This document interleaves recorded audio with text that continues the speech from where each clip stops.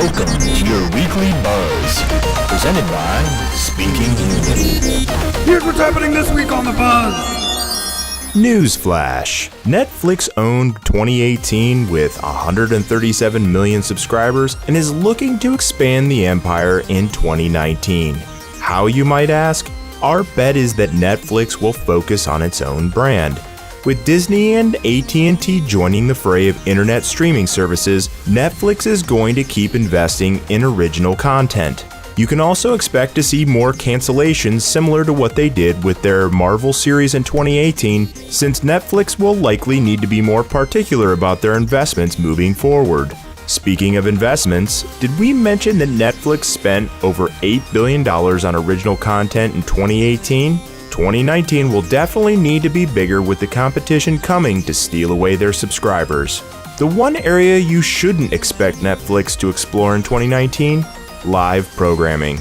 This is something which runs against its core intention of on-demand content. Will it always be that way? We're not sure. Let's cross that bridge when we get to it. The real question that we're dying to get answered: how will the choose-your-own-adventure style of programming like their recent Bandersnatch movie play a part in the future success of Netflix?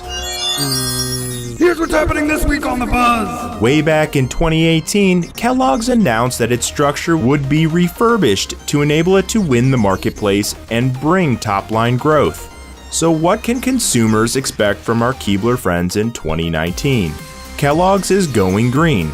You heard that right, Kellogg's is working towards 100% reusable, recyclable, compostable packaging by the end of 2025.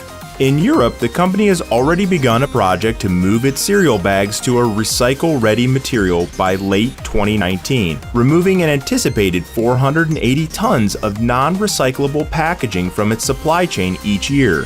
Kellogg's will also invest in areas of business with the highest growth potential and is looking to possibly sell its cookies and fruit snacks businesses. A big sorry goes out to those hard-working Keebler elves and the always famous Amos.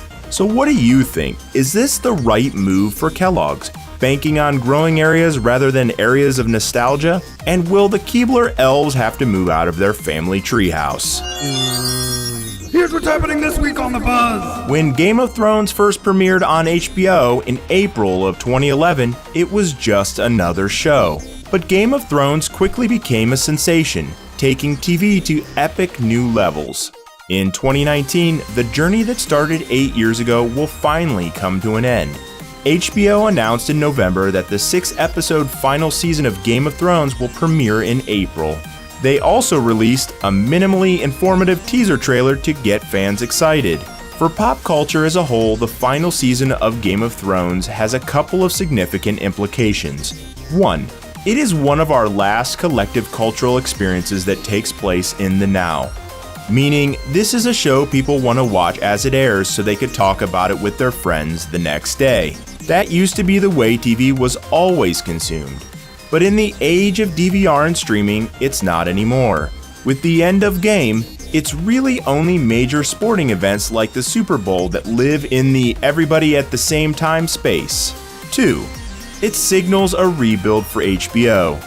That's right. Game of Thrones has been a staple of the network for most of the decade. It's why a lot of people have a subscription. Without it, HBO loses a huge draw. While the network still has some great content, nothing has quite the mass impact of Game of Thrones. Whether you're a fan or not, a big chunk of the cultural conversation in 2019, across the web, on social, and even in the real world, will be eaten up by Game of Thrones.